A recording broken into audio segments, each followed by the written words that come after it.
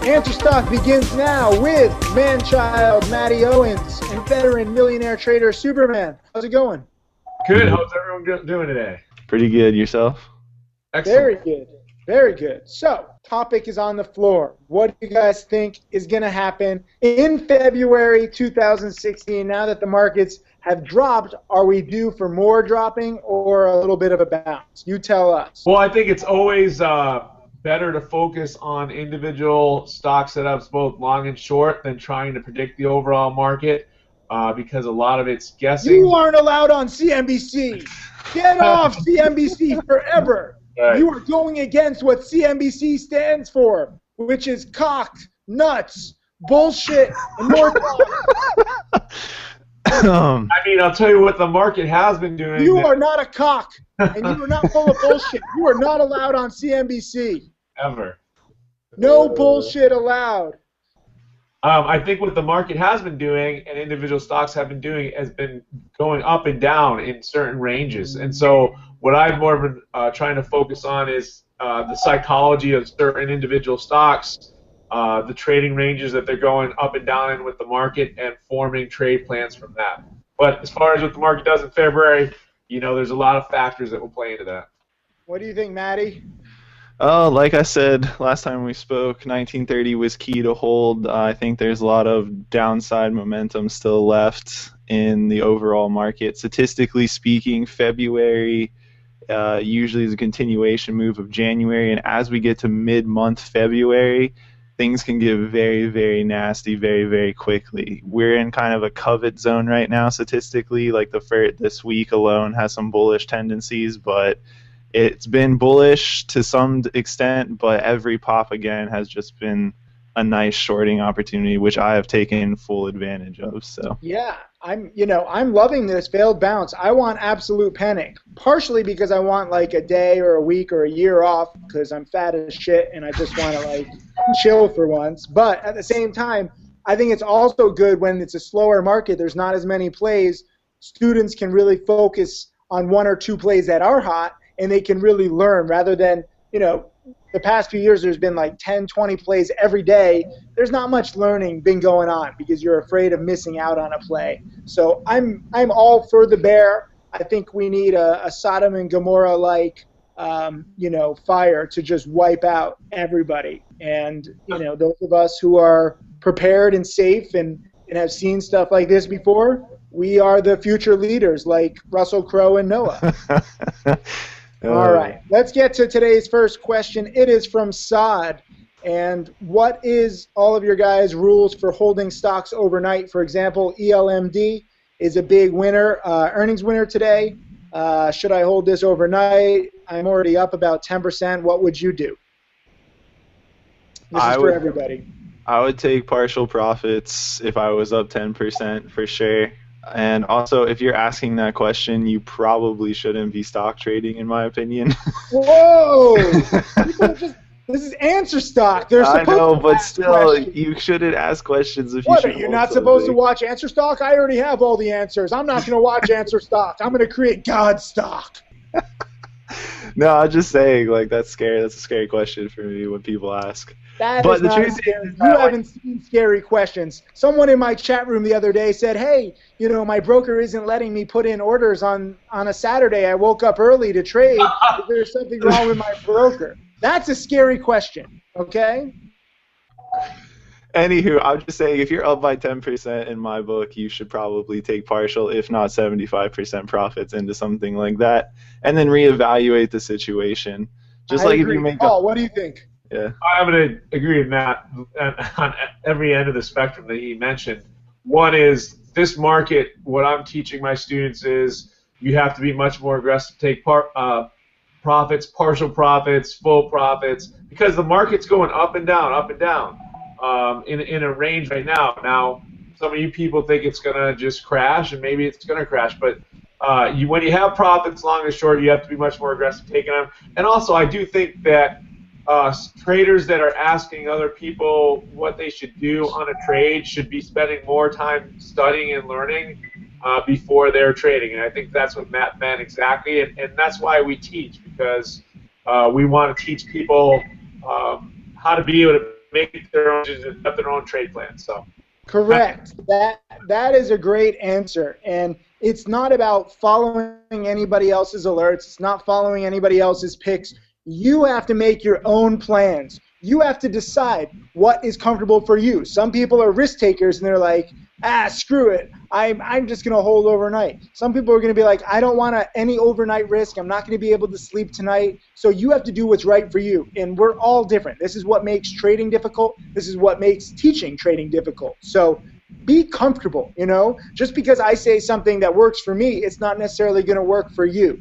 You are in charge of your money. You are in charge of your comfort level. And never forget that. This is not like Vegas where you have to double down or lose everything. You know, you can take partial profits. You can sell half your position. You can sell a third of your position. You can sell all of your position. It's up to you. The choice is yours. The stock market is pro-choice. The choice is yours. All right. Another question, and we have this one from Ben in Texas. Ben is asking about oil. Do you think oil will come back, or are we shit out of luck? Thank you for that beautiful question. You know, go ahead, Matt. No, it's fine. You can go ahead. You go first, Paul, because I'll follow up what you say. You know, what I've always said, in fact, since to the days, Matt and I have been asked this question since the day, you know, we've been, you know, learning, studying together. And I said the same thing. In fact, wrote an article on thestreet.com, and it's about supply and demand. Right now, there's too much supply, and there's not enough demand. Until that equation substantively changes, then I think you're a fool to try and keep calling the oil bottom. Will there be short squeezes and popbacks like any bear market? Yes, but supply and demand has changed, and so far what I see, that hasn't changed. Some things that would change supply is cut back on supply by OPEC. Some things that would increase demand are less than likely now, but economy's growing strong. That's all I have to say. Yeah, Matt, what do you think? What does the man boy think? Yeah, no, so Paul wrote an article. Have you seen the movie Boyhood? Is that a movie about you? I'm sorry, what? Have you seen the movie Boyhood? Is that about you? The Boiler Room? Boyhood. Oh, no. Or is Boiler Room about you, too? I don't know. You tell me what movie most resembles your life. No, so Paul is absolutely right. He wrote an article called Don't Be a Hero, trying to basically catch the falling knife of the oil market. It's absolutely true. The only macroeconomic factor that plays into oil really is supply and demand, and it's really ran by OPEC. Think of OPEC like the Janet Yellen of that market. And until that supply-demand curve changes, oil will continue to drop. The most interesting thing that you got to keep in mind, though, is according to supply-demand, if oil stays at $25, $26 a barrel for more than 3 months, it will actually destabilize Russia, which that could be bad news bears for the rest of the Eurozone, because one day we may wake up and Russia's just chilling, invaded inside of another country like they did a couple of years ago. So it's at this level of oil, it could cause war. There's a bunch of stuff. It destabilizes certain countries. So it's a scary place overall. But for as terms of trading, yeah, I mean, the more it's just oversupply, and it's going to continue until someone does something. So it's over. So for me, I don't try and guess commodity prices. I think it's a sucker's bet either way. There's so many factors. There's so much going on. There could be, you know, a Saudi prince planning something next week right now with all of his little, you know, brethren, and they're in their, you know, chamber with all these concubines, and you don't know what they're saying, you know, and then maybe he's planning something and then one of the concubines kills him before he does his plan, and it's all hidden and covered up by the media, and this Saudi prince was just in a car crash. We don't know what's going to happen. So, you know, I don't want to play those guessing games. I don't want to trust, you know, a Saudi prince or a concubine and bet my money on either of them. I think it's a long shot, and I don't go to the racetrack at all. And even if I did, I wouldn't play the 50-1 favorites. And, you know, if I did bet on the Super Bowl, I would have lost big because I would have bet on fucking Cam Newton. And he's a little bitch, and he let me down, and he let America down, and he let, you know, everyone down. So. Cam. Yeah. No, if I thought about betting on the Super Bowl, I was gonna bet on the Panthers also. So.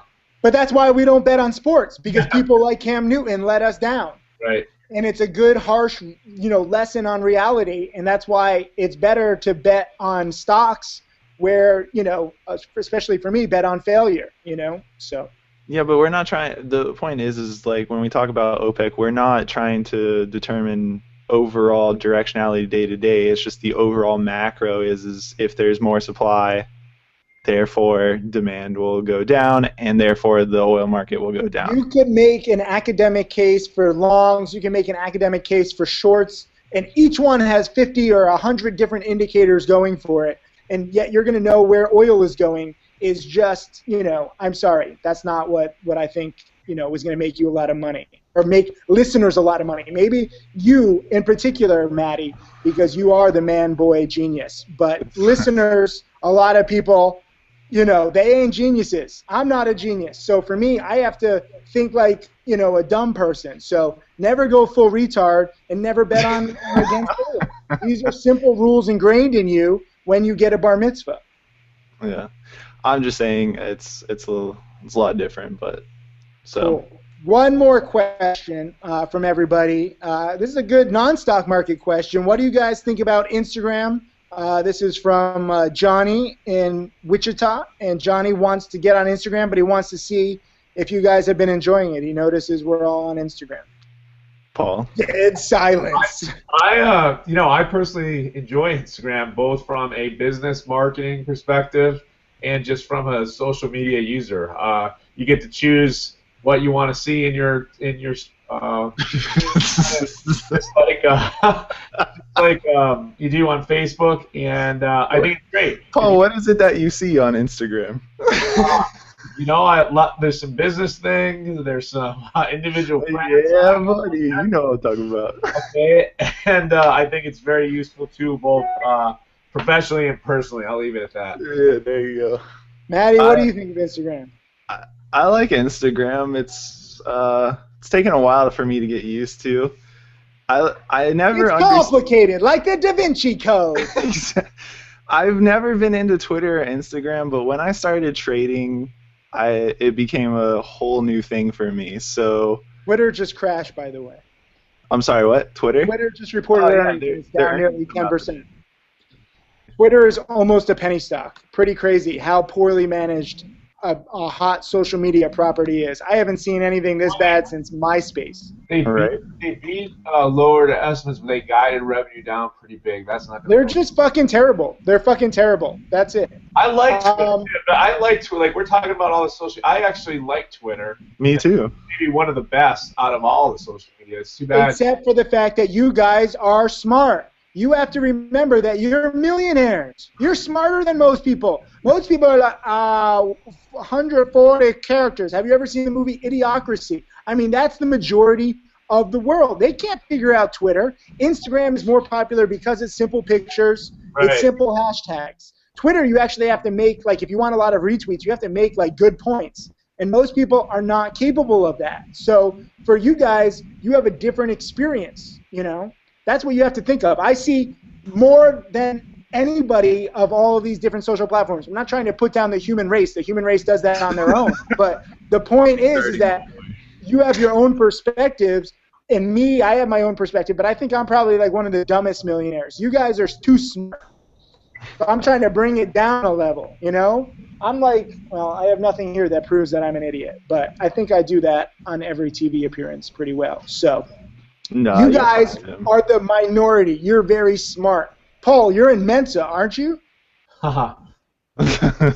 You're not? I thought you were in Mensa. Or Maddie, are you in Mensa? No. Who is in Mensa? You see, I don't even know who's in Mensa. Somebody I know is in Mensa, and I don't even know who it is.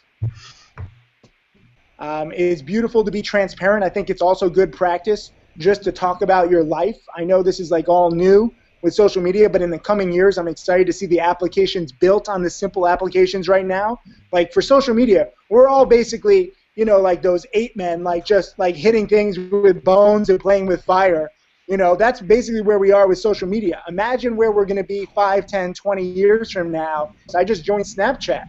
You like that, Paul? I follow you on Snapchat too. Let's say something because I meant to text you about that. happy to see you on Snapchat because I think that Snap Story is one of the most popular tools right now, and it's great for you. So I was glad to see you on there. I meant to send you a text about that. It's just another thing to do. You know, I already have no time, so it's fine. I'll do it. Maddie, are you on Snapchat yet? No, I had one bad experience with Snapchat. And you Did you sext the wrong person? Did you sext a family member? It was just, I don't want to go into it. You were dating a girl named Melissa? There was something I saw on there that I could never unsee. Mom and Melissa, and they're right next to each other, and you sent it to the wrong person? No. It's something one of my friends snapped to me, and it was totally disgusting, and I just stopped going on there. I could never unsee it ever again. So it happens. It happens. You know. So Snapchat, it's okay by me, but I mean Twitter's good. I really like Periscope. I've been doing a couple of those. That's pretty cool. You need to get on that too. Yeah. There's so much to do. There's so many social platforms. It's like Periscope, I think, is if Twitter can pull themselves out of themselves, that's one of the great. That's a really great tool. I mean, I can just be a. Huh? I can just be at my desk and just do that. So. But isn't that what's difference between Periscope and what we're doing now? Well, it allows you to basically nothing. But what I'm saying is, it allows you just to in the middle of the day, just be like, "Hey, let me get on here and ask." People can ask questions. It's pretty cool. That's for people with extra time.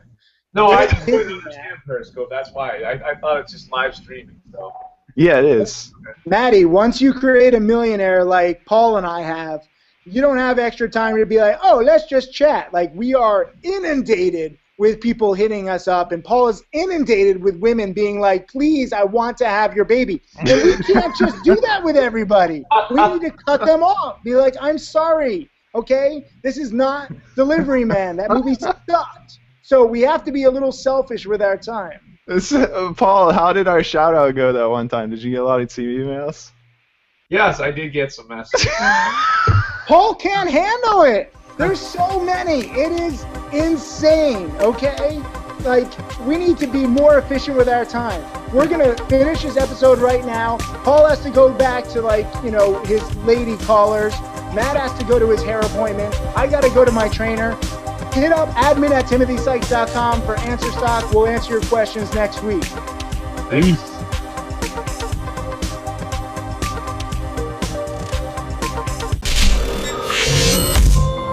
My name is Tim Sykes, and I teach people to trade stocks. I am a self-made multimillionaire. So this is the ideal trade that I'm going to talk about. I want you guys to understand every single aspect of this trade.